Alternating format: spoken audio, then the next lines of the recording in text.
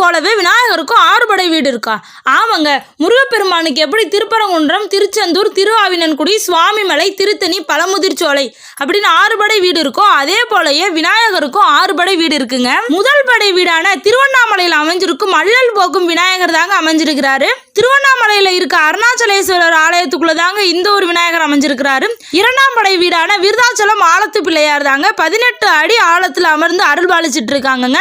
3ஆம் படை வீடான திருக்கடையூர் கள்ளவாரான பிள்ளையார் தாங்க. இந்த விநாயகரோட பெயர் வந்துட்டு பாத்தீங்கன்னா கள்ளவாரான பிள்ளையார் அப்படின்னு சொல்றாங்க. 4ஆம் படை வீடான சித்தி விநாயகர் மதுரையில தாங்க அமைஞ்சிருக்கு. மதுரை மீனாட்சி அம்மன் ஆலயத்துக்குள்ள போகிற வழியில இந்த ஒரு சன்னதி அமைஞ்சிருக்குதுங்க. 5ஆம் படை வீடான பிள்ளையார்பட்டி கற்பக விநாயகர் தாங்க. தமிழ்நாட்டிலேயே பிள்ளையாருக்குன்னே ரொம்பவே பிரசித்தி பெற்று கட்டப்பட்ட ஒரு கோவில்னா அது பிள்ளையார்பட்டி தாங்க. 6ஆம் படையான திருநாரையூர் பொல்லா பிள்ளையார் தாங்க. திருநாரையூர்ல சௌந்தரேஸ்வரர் ஆலயத்துக்குள்ள தாங்க இந்த ஒரு பிள்ளையாரும் அமைஞ்சிருக்கிறாரு. இந்த ஒரு வீடியோ உங்களுக்கு பிடிச்சிருந்துச்சுன்னா மறக்காம சேனலை சப்ஸ்கிரைப் பண்ணிட்டு பாருங்க.